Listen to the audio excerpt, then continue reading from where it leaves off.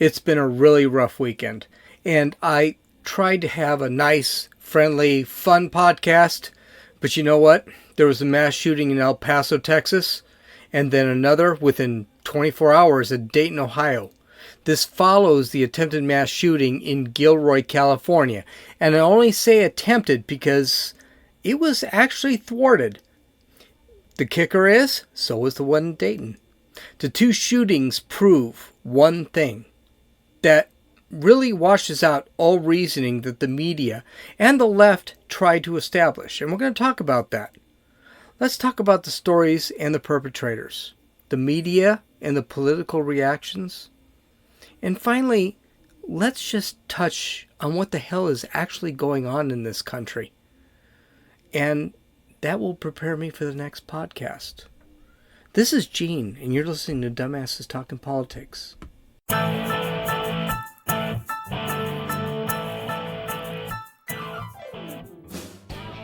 This is not going to be a happy podcast tonight, and I'll tell you why, for two reasons. One, I think the United States is off course, and I think that it's time to bring the United States on course, and we begin to realize what problems are. Two, I had a really funny podcast that I have actually put away for 2 weeks, and I can't do it because crap's really bad right now. And I think it's time we deal with this stuff. And we need to talk about what's really happening with this country. This is going to be a 2-part podcast. I'm going to talk about the story. I'm going to talk about the media reaction. I'm going to talk about what's really happening. And then I'm going to really go into a deep dive. Such a deep dive, I actually bought a book. I'm probably going to have to read this book in the next couple of days so we can actually talk about it. But I really think that our children today really need to change. And because our children are lost. And it's not because our children are jacked up. They're not sick. They are. It's because our society is sick. And our society needs to be handled. And it doesn't seem like anyone wants to handle our society anymore. So let's talk about the 2 mass shootings this weekend. And by the way, there were 3 mass shootings this weekend. One wasn't talked about. I don't know much about it, so I'm not going to talk about it. And then we also had mass shootings. We're missing a lot of different things here. There are shootings in Chicago. There are shootings in Baltimore this weekend. And those were pointed out too, and no one brought them up. But let's focus on what everyone is focusing on, and we can bring that garbage up later. Okay? So let's first talk about El Paso, Texas. This was the first shooting. It happened at Cielo Vista Mall. It started in the parking lot, ended up finishing in a Walmart that was connected to the mall. Apparently, this was an absolutely huge mall. This guy got out of his car and just started shooting people in the parking lot, and then walked into the Walmart, kept shooting people in the Walmart. The suspect is, I say suspect, the shooter was a 21-year-old male who used an AK-47 or a version of an AK-47. I had to confirm this because AK-47s are actually illegal in the United States of America. Well, it was an AK-47. There's no ifs, whats, or hows about it. They actually have pictures of the kid. At the time of this, 22 people have been killed. 26 people have been injured. That's at the time of this recording. We still don't know the totals. Okay? And by the way, 22, it went from 21 to 22. That includes the shooter. No. I'm sorry. Wrong mass shooting. The shooter actually was arrested. The coward just gave himself up. This kid was interested in being famous, which most of these people want. So I'm not going to use his name. I'm not going to identify him. You can look it up elsewhere. You can look it up on Twitter. Go to Fox News. Go to CNN. Everyone's going to have it. He did leave a manifesto. And I did read the manifesto. Found out that he had a manifesto. You better believe I scoured the internet for this thing. And the reason is, a lot of people say, don't read the manifesto. Don't give this guy credibility. Don't do whatever. No, I disagree with that. I think it's important to be able to shuffle through the BS of what this kid says, what happened, and the BS you're going to hear from the news media. The internet, which is supposed to be absolutely free, is not anymore. And they were really trying to get a hold of this manifesto and clean it up. Well, I did some bizarre things. I may be fired tomorrow. But I went to the 8chan website, which is the white supremacist website. I found a link in the 8chan website. I found another website. There was some porn pictures there, so I know I wasn't supposed to be in that website. Nothing bad, but I mean, it was still there. And then I actually downloaded the PDF and I decided to read it. And you know what? I got a lot of things. I got a lot of things that differentiated between the right and the left as far as the reporting goes, which means I found problems with what the right said, and that includes Daily Wire, that includes Fox News, and I found problems that the left said, which includes everybody else, because Daily Wire and Fox News are the only right places that I actually work to. I believe in reading these manifestos, I really think people should. I don't think this stuff should be hidden. One doesn't have to believe what they're saying. One doesn't have to believe in their philosophy. But it is also important to be able to shuffle through everything. And that's why I read it. And I downloaded it. And I was considering posting it to my website. I still am. I'm not sure yet. It's a very short manifesto. Again, like all manifestos of nut jobs, it's kind of muffled. It's very hard to read. It doesn't make a lot of sense. But let's get to the point. He's a white supremacist who believes that illegal immigration will create a political coup in Texas, making Texas a Republican to a Democratic state. Okay, that's it. He also believes illegal immigrants have advantages over U.S. citizens. Right now, they take the low-paying jobs. This is per him. Right now, they take the low-paying jobs. But in the future, through programs like Title IX, they will be able to get better educated, get higher-paying jobs over American citizens. And he believes that because they're going to have an advantage of being a minority. He also believes that illegal immigration would lead to bankruptcy of social services that will be needed when the services that humans provide, which are human-based now, these services will eventually be automated, creating a mass unemployment. So he believes that low wages will eventually be just eliminated. He could be very right. I don't know. I do know. We're gonna see about that in the future. The social services include universal basic income, which he believes in. By the way, that's a leftist notion. A lot of right folk don't believe in universal basic income.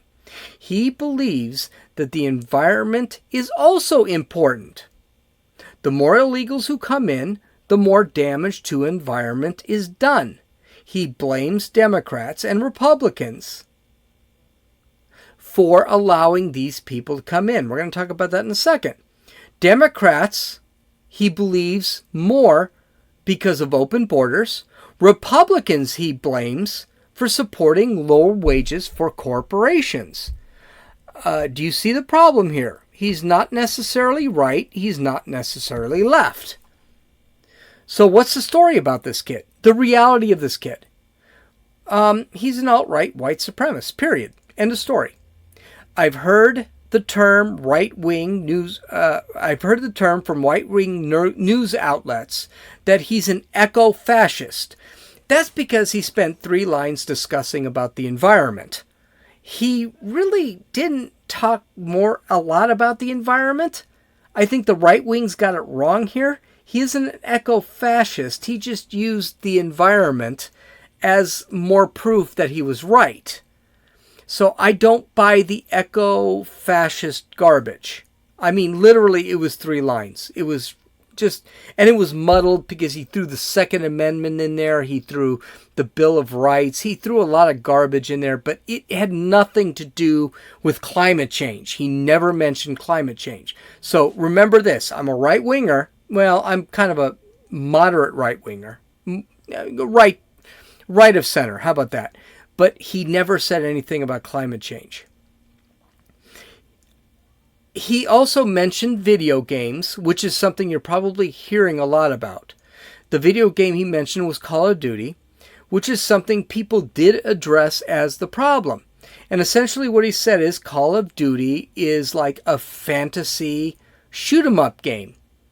And he used this as backing for what he actually did. Okay, and that explains why Trump talked about it. A lot of Republicans are talking about it. A lot of Democrats are talking about video games causing these problems. Video games do not cause these problems. I completely doubt that's the issue. Here's what it really sounds like. It sounds like this is a hateful coward.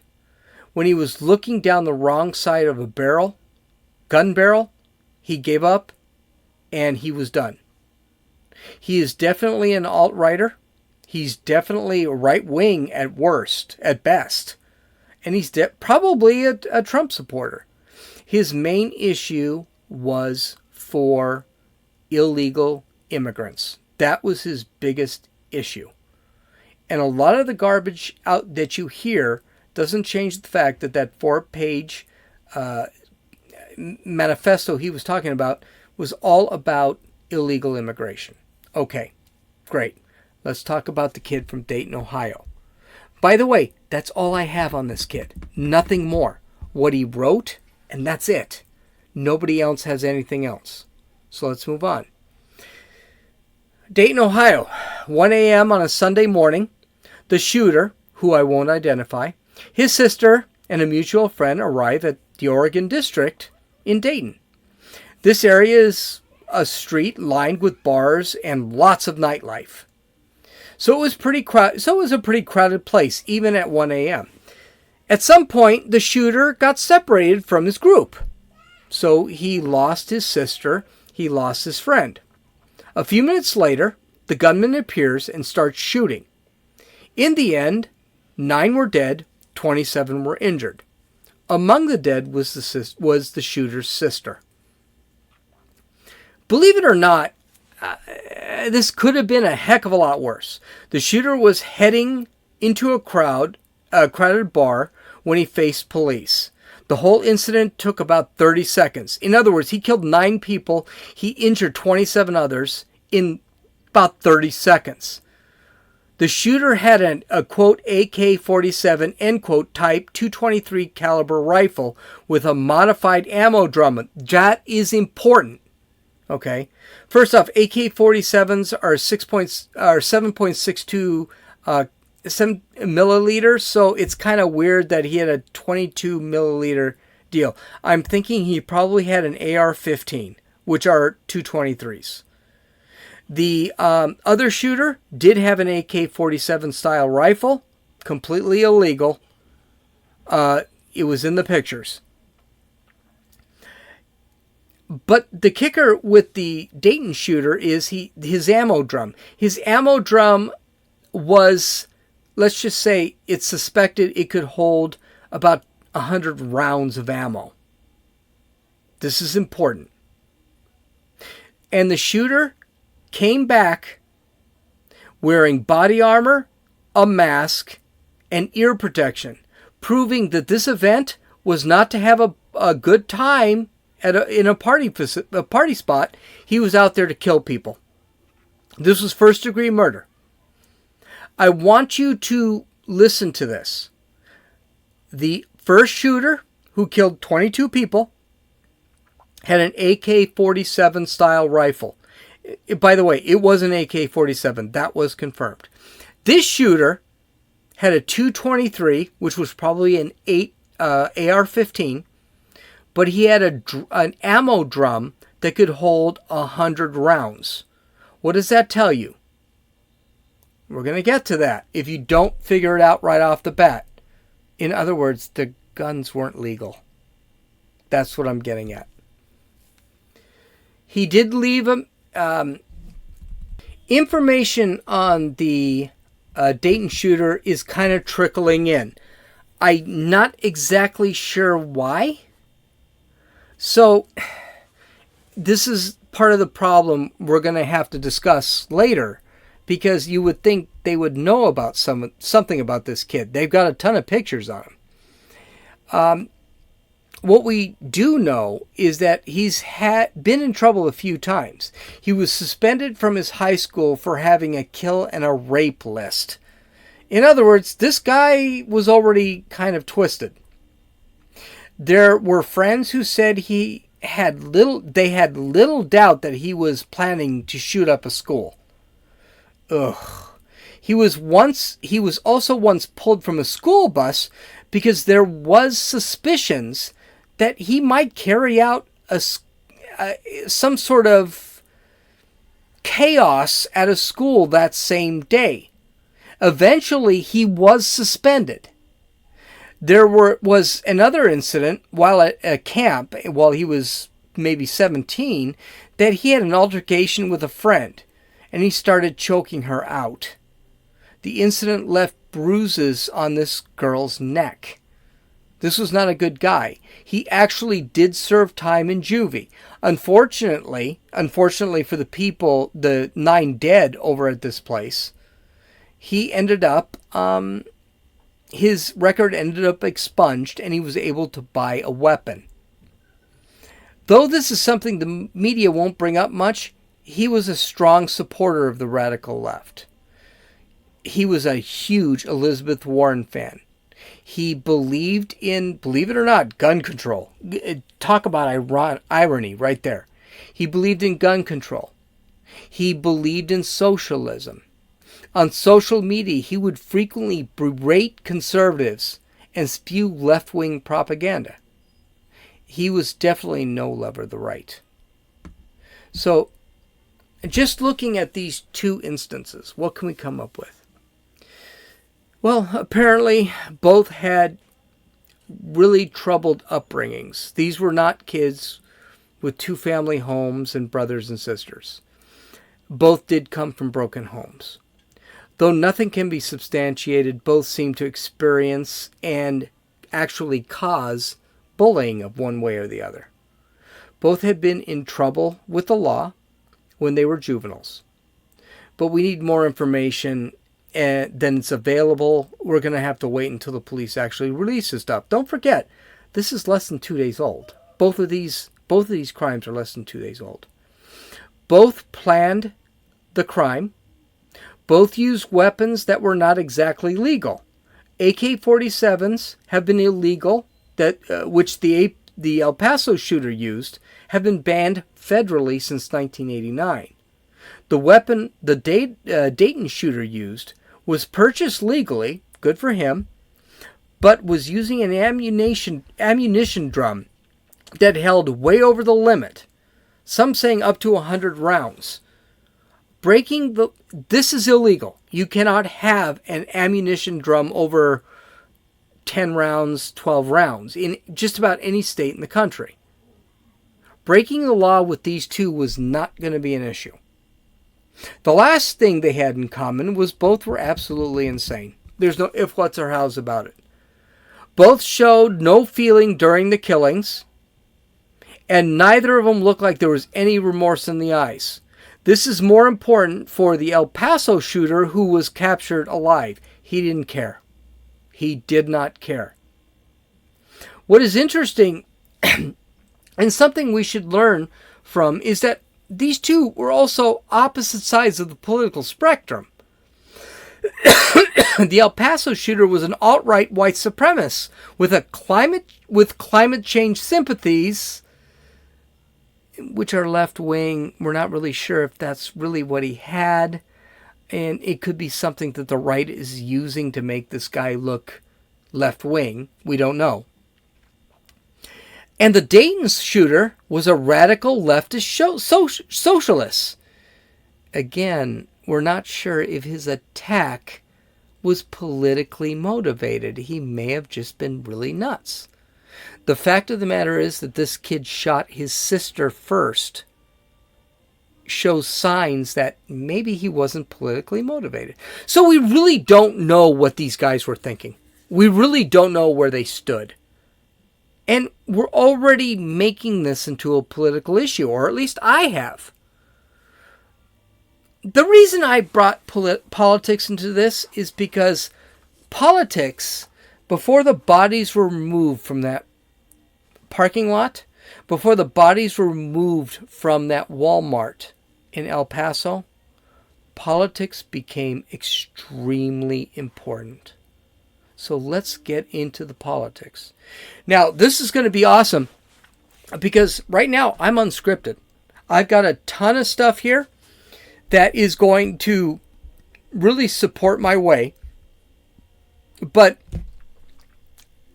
I could have waited till tomorrow. I just don't think it's important to wait till tomorrow. So let's talk about politics. One of the things I really hope is when we have a disaster like this, whether it's a right-wing person or a left-wing person, politics are kept out of it until we really know what happened. Well, let's listen to Beto O'Rourke. Beto O'Rourke was a representative for the same district that the El Paso shooter belonged to. And Beto O'Rourke did not have any problems expressing his opinions about what happened. Just listen to this hot trash. This president is encouraging greater racism and not just the racist rhetoric, but the violence that so often follows. Do you think President Trump is a white nationalist? Yes, I do. And again, from some of the record that I just recited to you, the things that he has said, both as a candidate and then as the President of the United States, this cannot be open for debate. He is saying that some people are inherently defective or dangerous, reminiscent of something that you might hear in the Third Reich, not something that you expect in the United States of America. He is an open, avowed racist and is encouraging more racism in this country. Okay, I don't put a lot into what anything Beto says. He is a presidential candidate. He's struggling. He's at like 3%. I think 3% is kind of a tough one for a presidential candidate. I think he's probably less than that. So he's really struggling here. But let me say one word that a lot of people don't get. A lot of people remember, it's beaten on us. Charleston. Charleston was when President Trump sat there and said there are good people on one side and good people on the other. Now, mind you, he was completely taken out of context. If you listen to the entire statement, he was actually talking about protesters. He wasn't talking about the alt-left, and he wasn't talking about white supremacists right. He actually condemned white supremacists. But this guy is really trying to put Trump in a corner that just wasn't exactly true. President Trump is a lot of things. He's not a white supremacist. He's not a racist, whatever. This looked like Beto, Robert O'Rourke, because he is white, being a pander bear. But Beto didn't sit back and say, okay, you know what, I went crazy. Beto went a step further. He actually doubled down. He's been calling Mexican immigrants rapists and criminals.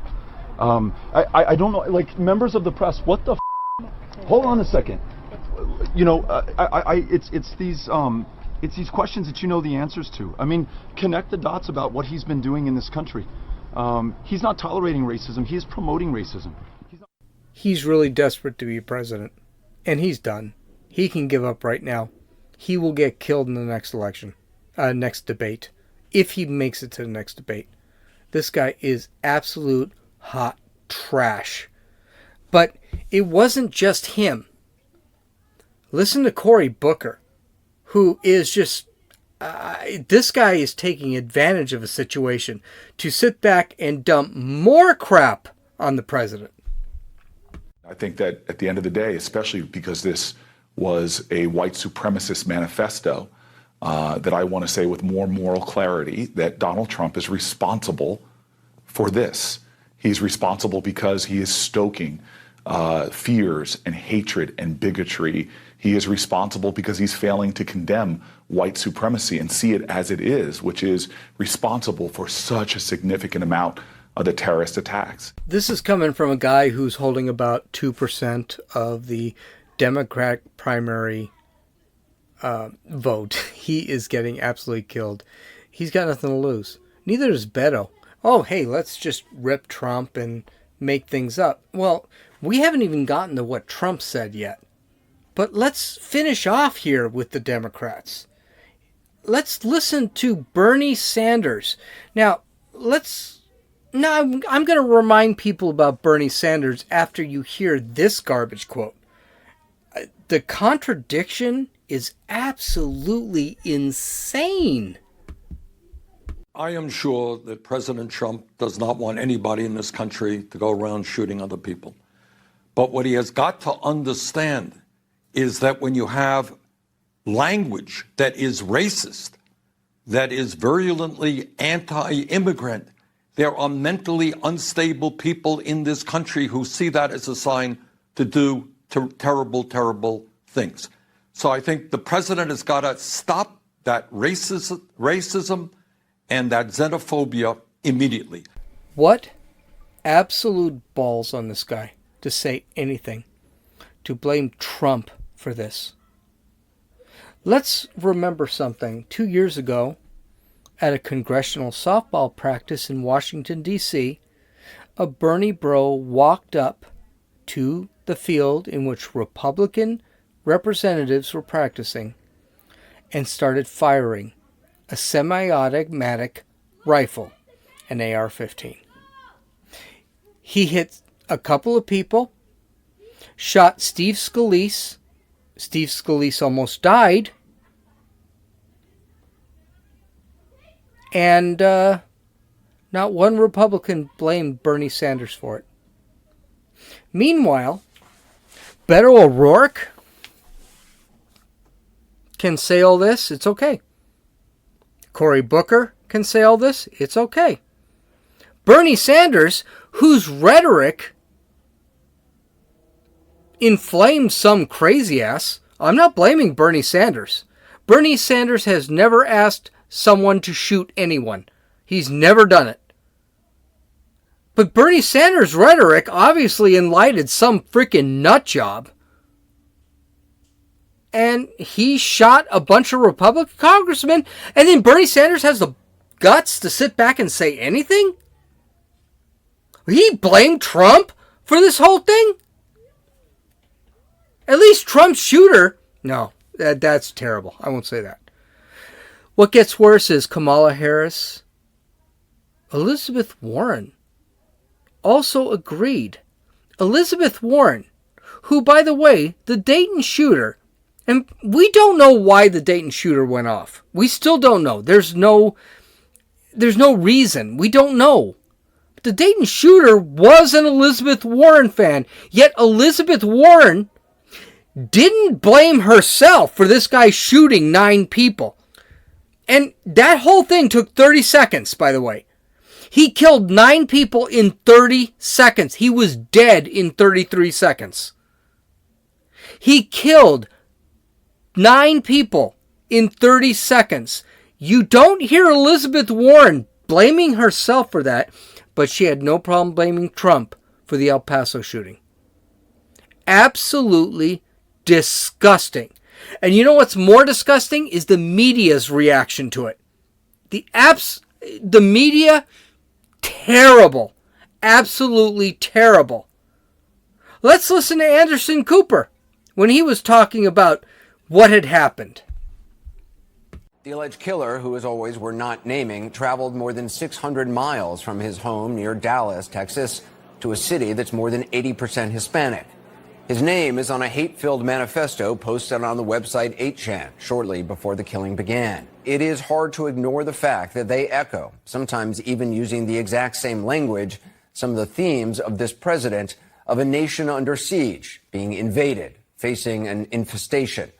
These are the president's words, and they can't be denied. No, Anderson, they can be denied. His words can be denied because the president never told anyone to shoot anybody. Just like No one told a Bernie bro to shoot a bunch of congressional congressmen at a softball field.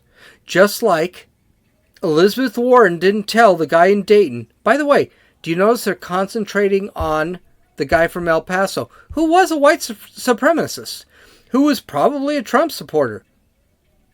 But Trump didn't tell him to kill anyone. Trump hasn't said, I guarantee, please, someone, if Trump said, shoot these people, please tell me. Because it's not out there. Elizabeth Warren didn't tell the Dayton shooter to start killing people. If that's what the case was. You know why? Because Bernie Sanders had nothing to do with the shooting at the congressional softball practice. Elizabeth Warren had nothing to do with the Dayton shooter, and Donald Trump had nothing to do with the El Paso shooter or any other shooter. These guys talk. That's what they do. They're politicians. It's stupid to believe otherwise. But, oh, hey, ABC, all of the liberal media, they accept this. Let me just show you another point. Let's show you another garbage propaganda that the left-wing news media is showing. Let's listen to ABC News, see what they have to say. Is it fair, John, to tie the president to this violence? Well, Dan, whether or not it's fair, he's going to have to answer those questions. The bottom line is this president has had a rhetoric on immigration and on immigrants that has been deeply divisive. Trump doesn't have to answer anything. He doesn't. He's never said anything that should come to this. And here's the thing. We keep ignoring the real problems in our society. It's really sad that we continue to go over all this garbage and we never face what the real problems are in our society. Our society is sick. Our society is sick. The pillars of what we call civilization, and I'm gonna actually talk about them. I posted them on another website. We're going to talk about the pillars of society. This is going to be a multi-cast. It's going to be a multi-section cast. Our society is sick and our children are suffering. There's not a coincidence that the average age of these shooters, and we have more mass shootings than we ever had. I don't remember mass shootings before 2000. I'm 50 years old. I don't remember them. We had Columbine, which was a freaking shocker. It was a terrible thing. I don't remember much of anything after that, and it seems like 2010 we had few more. Half of them were terrorists. Now they're domestic terrorism. We need to take a look at what the problem is. Because you know what? Politics is not the problem. Politics is a symptom of the problem. And this is where we need to fix things. So let's spend some time and let's really look at what the problems are with these shooters. I have so much more to talk about, and I just don't think I can talk about them right now. I am reading another book. I just downloaded. I'm going to listen to it. I can even give it to you if you'd like. It's a book called... I can't give it. I can't find it. I've got my papers are all over the place. But this is not about politics. Politics right now are getting in the way of fixing the problem, the real problem. And the real problem is not gun control. The real problem is a president who mouths off. The real problem is not a bunch of Democrats that mouth off. It's not incitement. It's not video games. It's not violent movies. It's our kids. Our kids are not handling things. We need to talk about our kids. And we need to really deal with this. And that's going to take a cultural change. It's hard when politics goes beyond culture, and it has. Our politics mean more than anything now. And that's stupid. It has to be about culture. It has to be more about what politicians say. It has to be more than what entertainment says. It has to be more about inanimate objects that can sit on my desk for 3 years without being touced, fully loaded, and never going off. This is what we're going to talk about tomorrow. You can follow me on Twitter at RunninFool, RUNNINFEWL. You can visit my website at www.dumbassestalkingpolitics.com. You can download this podcast at iTunes, Podbean, Podcast Addict, and you can listen to it on YouTube. This is Gene, and you listen to Dumbasses Talking Politics.